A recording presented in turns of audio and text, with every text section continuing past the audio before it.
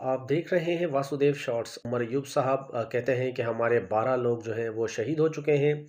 आपको याद होगा कि 26 नवंबर इस्लामाबाद डी चौक में तहरीक इंसाफ के धरने को जिस तरह से हुकूमत ने हैंडल किया है, अब हुकूमत भी इस्टेब्लिशमेंट पर ब्लेम डाल रही है। और ख़बरें कुछ इस तरह की हैं कि शायद इस्टेब्लिशमेंट भी अब नून लीग की हुकूमत से जान छुड़ाना चाह रही है।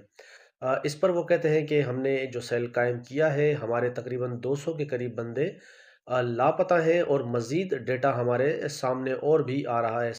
दूसरी खबर मोहम्मद मालिक साहब की, वो हुकूमत को आड़े हाथों ले रहे हैं और इन्हें तनकीद का निशाना बनाते हुए कहते हैं कि हुकूमत के पास इस वक्त कोई बयानिया नहीं है, तो इसलिए ये लोगों को दबाना चाहते हैं।